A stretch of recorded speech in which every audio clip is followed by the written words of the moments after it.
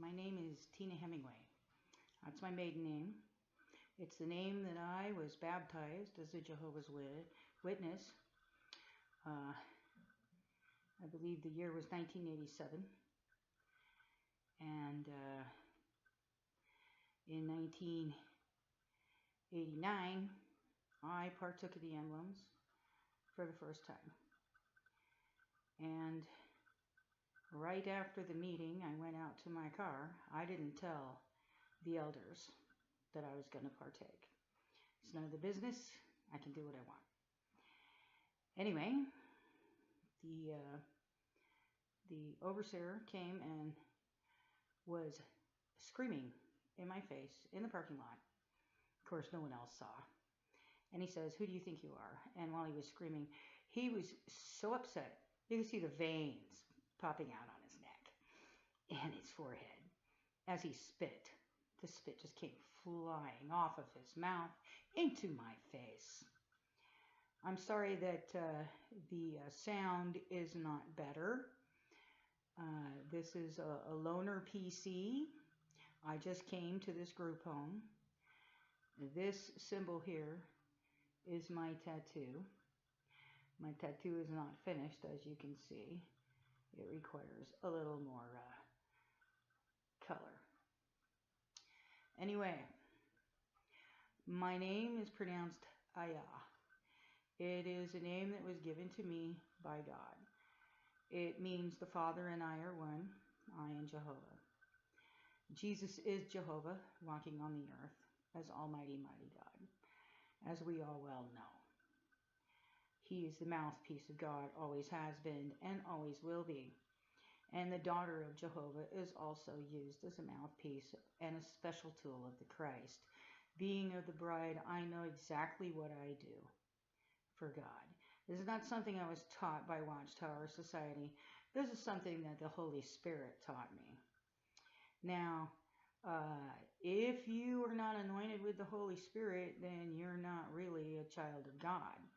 And so being anointed is not a special gift just to me or 144,000. It's a gift to all Christians. Once you become baptized, you are anointed with the Holy Spirit.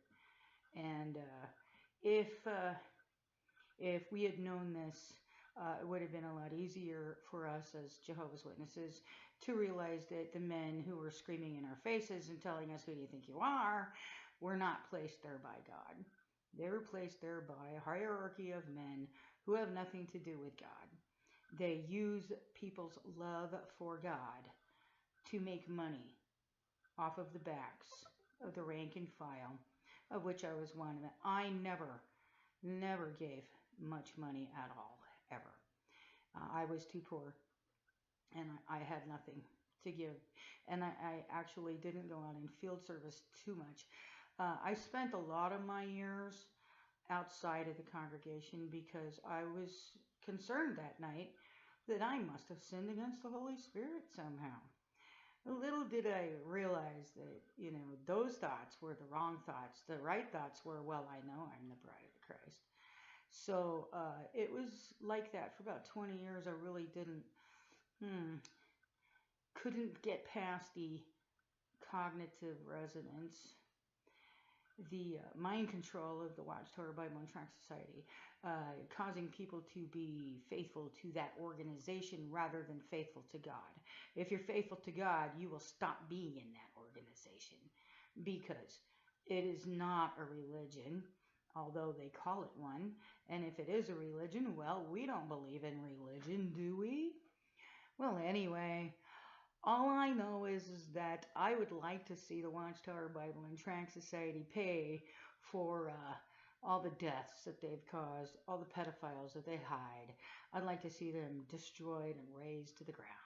We don't need your magazines. Not at all. All we need is our own mouth and the Holy Spirit inside of us to tell people why we believe in the Christ. You don't even have to know Jehovah's name. It's a very interesting thing about God, He's more concerned about us rather than wanting us to be concerned about Him. When was the last time anyone can really do anything for God, except to be kind to others. And this should include, first and foremost, love toward yourself. I learned to talk to myself when I was in prison for a crime I did not commit. And the in and out of 5 years of solitary confinement, which is considered a form of torture. And believe me, friends, if you have no color, you have no pictures, you have nothing to do, you spend a lot of time reading. And I think you know what I was reading. And I read the Bible. And I spent much of my time creating little artworks with the crayons and paper that they gave me. And I would put scriptures and I would get children's pictures, which I'm very childlike. I don't consider myself to be like other people as far as being an adult is concerned. I am actually autistic. I have a son who is also autistic. Back when I was a child, they didn't know what that was. And as an adult, they don't look at people and say, oh, that's what you are. I only know because I am a caregiver. I have been since I was young. And I know from working for the State Department for ARC Association and working in group homes with the severely handicapped, people who cannot speak or move without your help.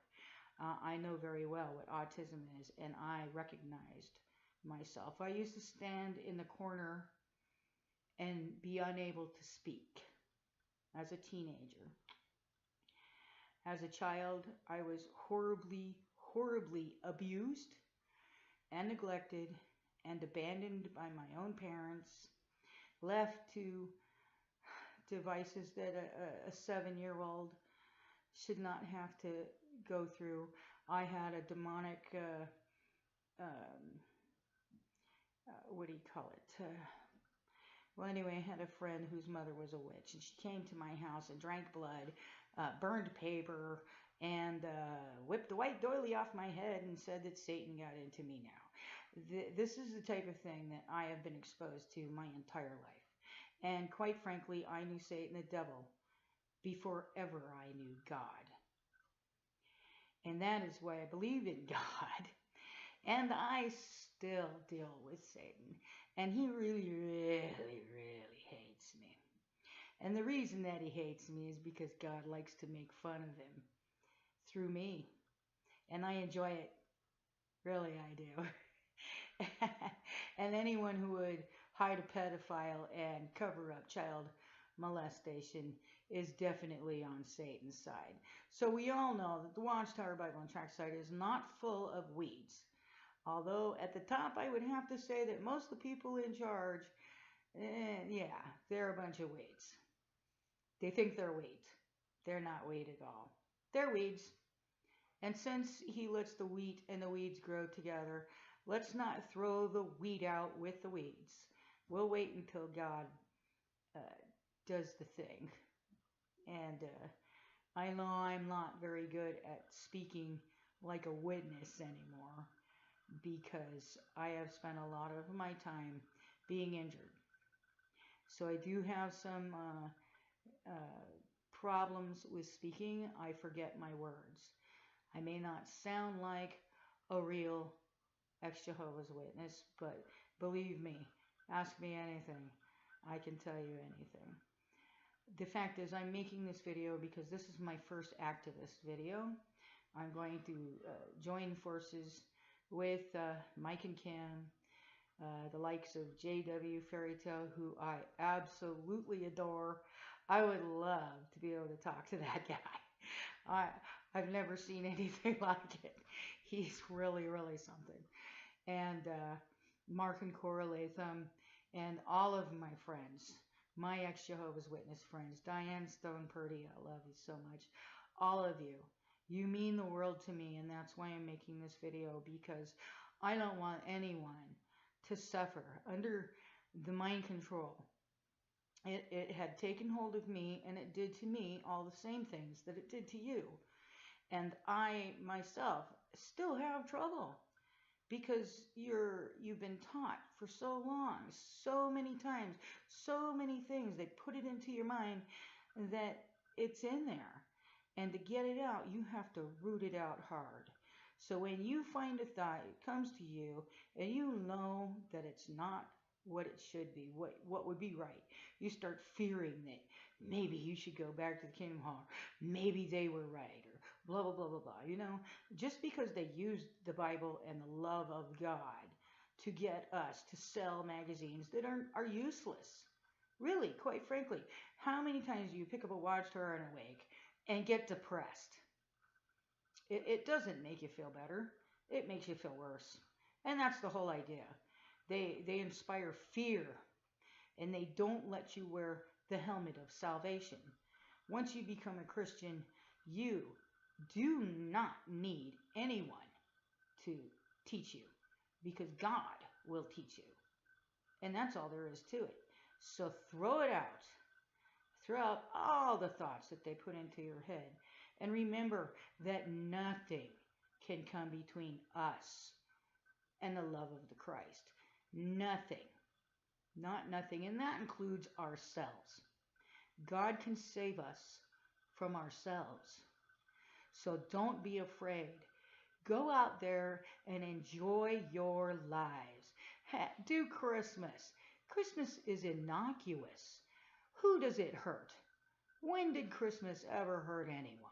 It certainly doesn't hurt God. It can only hurt us if we listen to people telling us what to do. Only God can tell us what to do. And Christmas it's a beautiful thing. I love colors and lights and trees. Put them all together and bring them in the living room. There's nothing wrong with that. I don't care how many times. Do you know what? Every single day of the week is based on a pagan god's name. So does that mean that I shouldn't say Sunday, Monday, Tuesday, Wednesday, Thursday, Friday, or Saturday? Does that mean I should not use the months? Hello? This entire world is under the influence of Satan, the devil. And that includes the Watchtower Bible and Tract Society. And any man who tries to deny that he is not open to being used by Satan, he's a liar. Even I could be used. We have to steel ourselves against what's wrong. And the mark of loving kindness is far removed from the Watchtower Bible and Tract Society. But in each individual Christian, we will prove who we are, and we will stand up and be counted in God's eyes personally.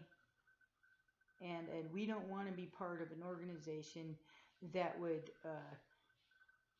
let children die and hide pedophiles and lie and say that you won't be disfellowshipped for celebrating Christmas. When I heard that said in open court by a governing body member, I thought I would die. And it taught me a really good lesson. Those men are liars. Because if they sit there and they lie like that, they couldn't be of God. They couldn't possibly be anointed of God. Because anointed Christians don't have to lie. Why should they?